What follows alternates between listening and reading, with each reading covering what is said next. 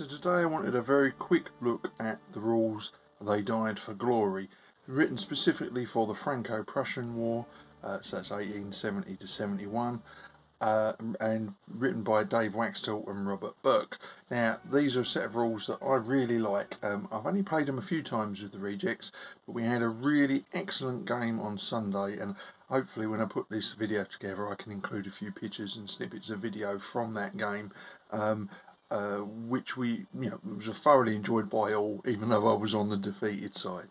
So the rule book itself is very nice and glossy, but not very large. I mean, we're only looking like 60 or 70 pages here. And inside, obviously, you've got the rules, and you've got a supplement, which is like the quick reference guide.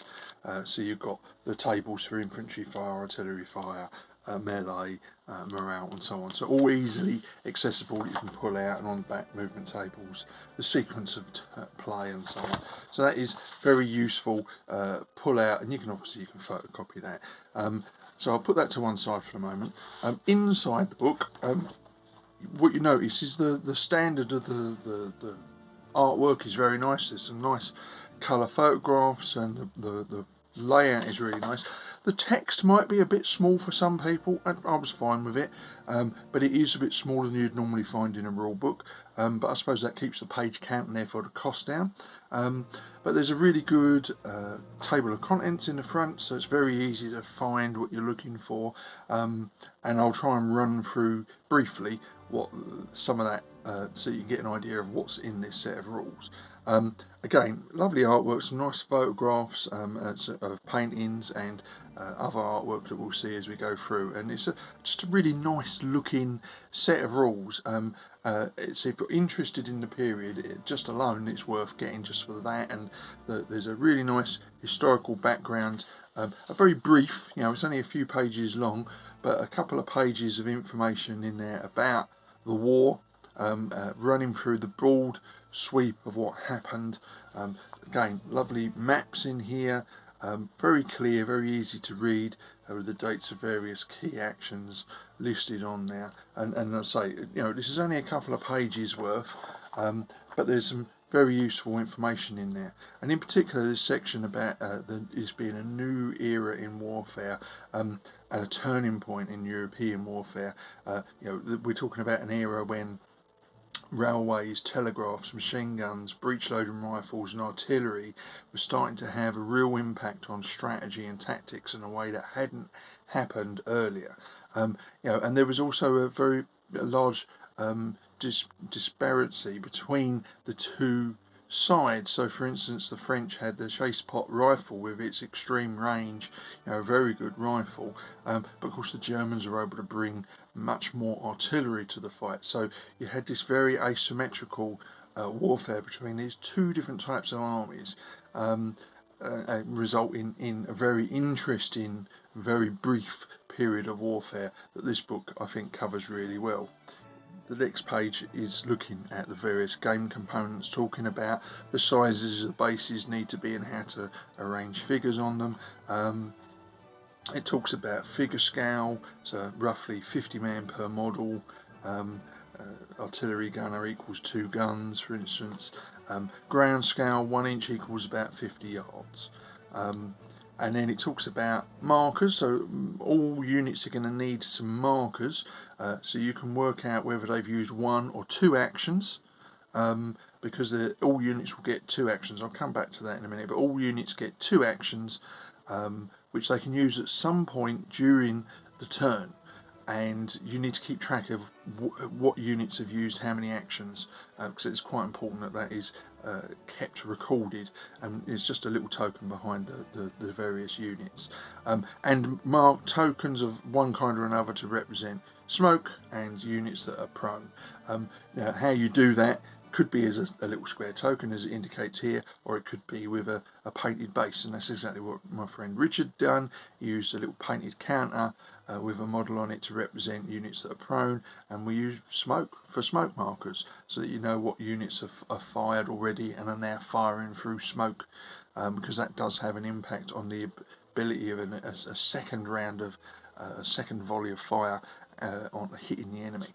Here it talks very quickly about the different types of unit organisation, so you can understand not only what the symbols represent but what the stand would be. So for instance, a cavalry regiment for the French is going to be 4 3-man stands. Each stand is 1.5 inches wide by 1 inch deep, so it's very clear. There's no ambiguity when you go, right, how am I going to base these figures? How should I do this?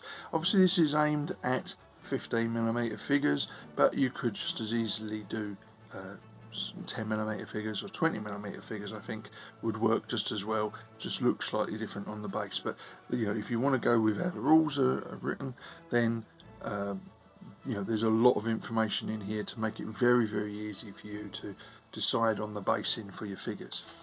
And then I really like this. There's a very detailed basically order of battle here for the French army and the German army, showing the composition and how those units are made up, so that you can figure out how you're going to organise units and so on. Really nice, lovely little pieces of artwork. Okay, black and white, but it's showing the styles of dress and so on, and breakdowns, like I say, of the different types of the breakdown of a corps and so on, and what a cavalry division looks like. So very nice, I like that. Again, this is one of those things that's not entirely necessary for the purpose of a set of rules, but very nice to look at and very interesting, which is why I say this rule book is quite an interesting and enjoyable rule book to read. And we're not talking about something that's huge and is going to take ages. It's a pretty compact set of rules, but with some really nice supplementary information in it that makes it worth buying and reading in its own right. Now we get on to formations. So here it shows the different types of formations. So German infantry battalion in a line formation, so that's 4 bases in 2 rows, for instance. Or you can present units with a gap between them. French chasseur battalion, for instance, 3 figures per base with a slight gap between each base. An infantry regiment could be bases right next to each other, touching sideways. You've got the deep column for the German infantry battalions, or a fighting column or an assault column, sometimes also a road column. I mean, units basically, they can move forward in a deep column, and when they make contact in melee, the column bunches up and becomes a deep column or an assault column. So again, very clear how these units are going to be laid out and what the formations are, and there's a handy picture here that shows that as well. And again, I'll try and put in some pictures and video from the game last weekend that shows you some of those formations in action in a game. So now we get to the sequence of play, and this is what I like about the game. What I'm going to do is I'm going to zoom in slightly a bit more on the sequence of play thing there. And what you've got are basically 17 steps. Now it sounds ridiculous, but if you work through them steadily, what happens is you get both sides get to do actions semi-simultaneously. It is I go, you go, but in such a way that you're allowing some actions to be happening almost simultaneous. So for instance, as the Prussians move, the French infantry gets to fire on units that are moving. So these are happening simultaneously. It can make gameplay a little bit frantic, as there's a lot going on simultaneously, but it does mean that it is simultaneous. So as the Prussians are moving, the French get to pick at what point they're going to open fire, if that's what they're going to do. And then an explanation here of what that movement consists of, very clearly laid out, each section clearly numbered so it's quick to find and refer back to other sections. For instance, while we're talking here about changing face and formation, it refers to line of sight rules and tells you to go to section 2.17 to find those line of sight rules. And it sounds very legalistic in some ways, but I like that it's very clear and it clearly points you to the right paragraph that you need to find the information you need. You've got some information about wheels and obliquing movement, how to go do reverse movement, columns, skirmish infantry, cavalry, infantry that are prone, contacting the enemy, counter charges, voluntary fallbacks. And of course some information on the movement rates for the various types of unit, and some specific rules to do with terrain and movement penalties. All very clear and well laid out. As I say, the font's slightly small for some people, I would imagine, compared to most of the rule books that I've got, but it does make for a very clear and concise set of rules. Now we have a section on infantry fire, so it talks about the firing procedure, the military's fire, time of fire, so talking about that you can fire any time during the enemy's movement. Fire is taken in place of, you could remember to fire in place of movement. So if you want to use both your actions instead of moving later on in the turn, then you've got that option. Particularly if you're the French and you're a defender. It talks about how to target enemy units and measuring those distances, all the basic information that you need. But it's very clear and very concise. It talks about the effects of smoke, firing at deep columns, firing into a melee, and so on. What impact obstacles and buildings and woods, for instance, have. And again, a nice clear infantry table which lays out the various ranges. And here you can see that the French infantry's rifle gives them a range up to 18 inches, so there's a close range and a long range, whereas German infantry, they only get that close range up to 12 inches. That represents the huge range of the French chassepot rifle. So again, very clear, lots of information on line of sight, very clear about what the fire arcs are and so on. And you've got a section all about artillery fire, when artillery fire takes place, which is basically at the beginning of the turn. Artillery pieces that can be hand pushed, and who you can target, when you can use canister, how you work out line of sight, and when you can do overhead fire. And again, a nice clear table. And all the tables you've seen so far are included in the quick reference document that I showed you at the beginning. So again, you can find most of the information you need in here as the game plays through. Very nice and clear. There are rules for destroying obstacles and buildings, and the effects of using pioneers, and you can take into account off-board artillery and so on. Again, some nice little line drawings just showing you differences between a French 4-pounder gun and a Prussian field gun, and a few nice pictures from of miniatures games. So a nice bit of artwork to inspire you as you read through the rules. There's a section here on charges, and making it absolutely clear how those charges can happen, and it also talks about counter charges, what happens with prone units, deep columns, and over here, obviously leading on from the charges, the melee itself. So again, a very clear melee table. Now the Germans do have an advantage here. Their units are bigger, so they tend to be able to throw more dice in a melee than the French, for instance. So the French have the advantage in fire, in that they can fire at longer range, and if they do 4 hits on an incoming enemy unit, that unit is forced prone, and can in some cases end up being forced to retreat. But once the Prussians, the Germans get into contact, they do have an advantage in terms of the number of dice that they're going to be throwing. And then we have the all-important section on morale. So there's various points during the turn movement when you have to test for morale. So you check morale for units that have been hit by artillery fire, but you also check morale for any units that are trying to charge, and check morale for units that have been fired upon with rifle fire. So there's lots of that going on. There's lots of occasions when morale is an important element in the game. Will the troops actually perform the actions that their commanders tell them to? And then there's a section, so we're up to, so that's page 21, and that's pretty much the rules over with.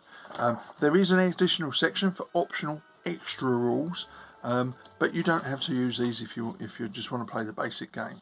So you've got four pages of optional rules, and a really nice and interesting section here about game theory. Why the rules authors chose to do what they did with this set of rules. I find this sort of behind the curtain type information really interesting, actually.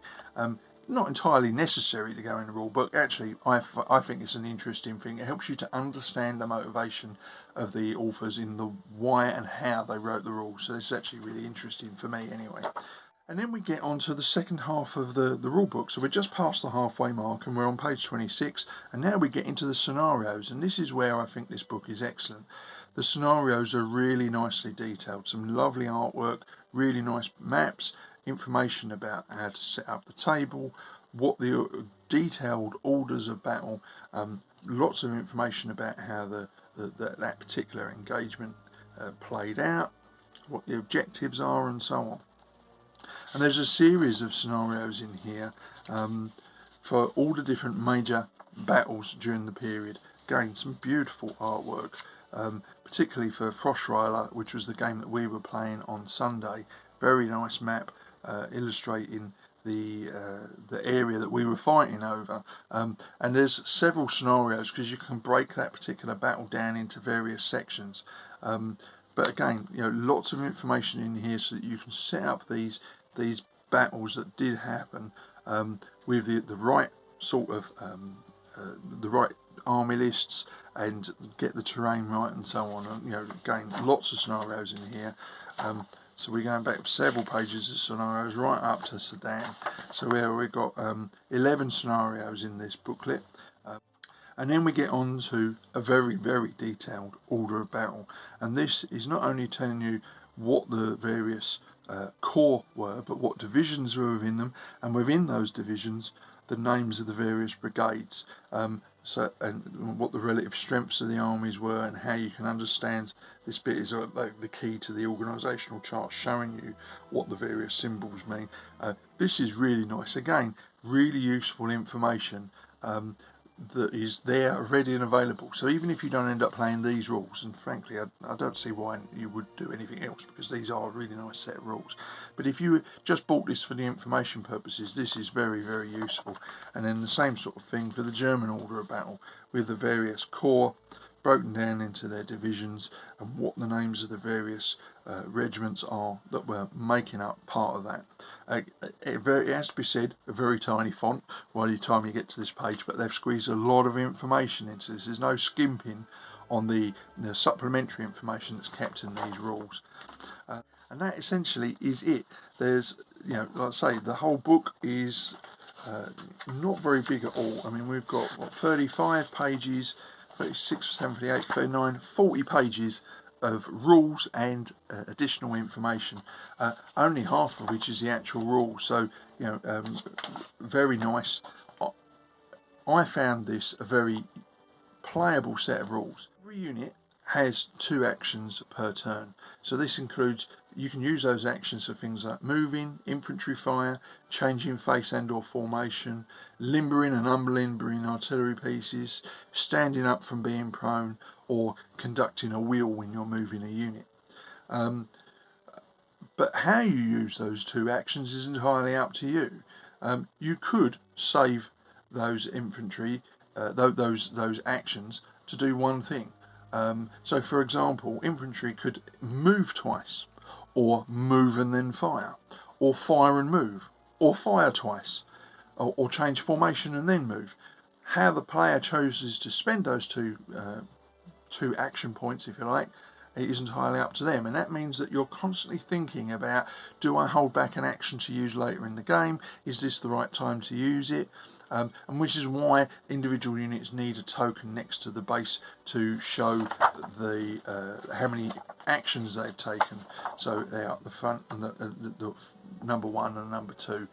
You can do that any way you like. You could use dice. We found tokens, card tokens, are quick and easy to put out, so that we could see exactly how many actions individual units had taken, so we didn't forget and come back to it half an hour later, having worked through this huge game and then forgotten how many actions a unit had made. Some actions don't cost an action point. So for instance, artillery and military's hand pushes don't cost anything. Artillery fire itself isn't an action, However, if you want to limber and unlimber a unit, that would use their actions points later on. Infantry going prone, that's not doesn't cost you an action. However, standing up from prone does cost you an action point. Changing facing for infantry in skirmish formation, or changing from formed to skirmish, that would all cost you an action. Would not cause you an action. Sorry. Changing from deep column to column while moving or charging, they're automatic, so you don't use actions there.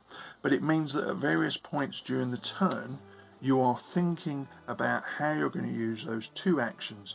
Do you use them early on for firing or for movement? Do you save them? It entirely depends on the two sides. The French obviously will be holding their actions, using their actions for fire probably, while the Prussians and the Germans in this game would be pushing forward, trying to use their actions initially to push forward and make as much advance as they can to get out of that withering fire of the French guns. So there you have it, a very quick review of They Died for Glory. Cracking set of rules that produced a really excellent game that when we played last weekend, and I'm really looking forward to using these rules in future games, and Richard has promised to put on more. I hope you've enjoyed that review and found it useful. These are a really nice set of rules just to read and own and, flip through, even if you don't get to play with them. So, I highly recommend it.